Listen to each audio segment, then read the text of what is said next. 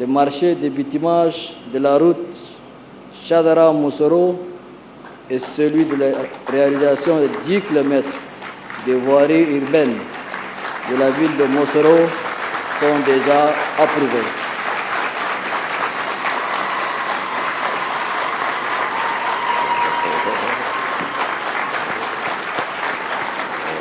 Toutes les dispositions seront prises pour le démarrage effectif des travaux dans un délai raisonnable. De même, les projets d'infrastructures sociales et administratives en arrêt, faute de paiement, vont redémarrer après un audit. Au moment où j'énumère ces engagements, j'ai une pensée particulière pour les jeunes gazalais, mais semblables.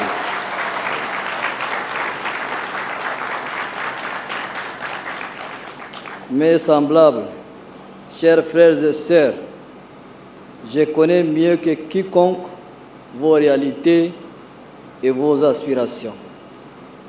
Le manque de formation et d'opportunités ainsi que l'oisiveté ont poussé beaucoup à opter pour le chemin de l'aventure, l'orpaillage, le banditisme, le mercenariat ou la rébellion.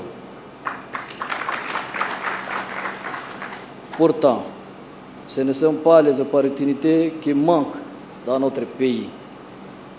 Un accompagnement à la hauteur qui valorisera le savoir-faire et boostera la participation à l'essor du pays sera intégré dans le projet de création de 50 000 emplois en faveur de la jeunesse. En outre, nous encourageons les opérateurs économiques à investir dans le développement industriel afin de contribuer à la création des emplois pour résorber le chômage.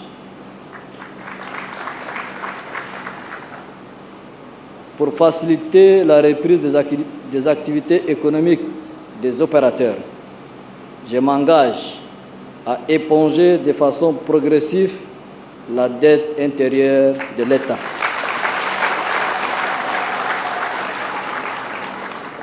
En matière de santé, compte tenu de la fragilité du système de santé dans la province, le gouvernement de transition, à travers le ministère de la Santé, a planifié un certain nombre d'actions qui sont, entre autres, la construction d'un hôpital provincial pour assurer la prise en charge des malades référés dont les travaux viennent d'être lancés aujourd'hui même par le ministre concerné.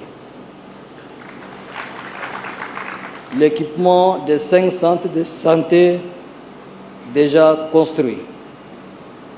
La fourniture de frigos solaires à 78 structures sanitaires pour garantir la chaîne de froid et la construction et l'équipement de 4 nouveaux centres de santé avant la fin de la transition. Le ministre de la Santé ici présent est instruit pour suivre la mise en œuvre de ces actions. Quant à l'amélioration de l'accès à l'eau potable, le ministre en charge de l'hydraulique vient de lancer à Moussoro les travaux de construction d'un grand château à béton armé d'un volume de 1000 m3. À cela s'ajoute un certain nombre des ouvrages hydrauliques au profit de la province, notamment un réseau de distribution d'eau long de 20 km,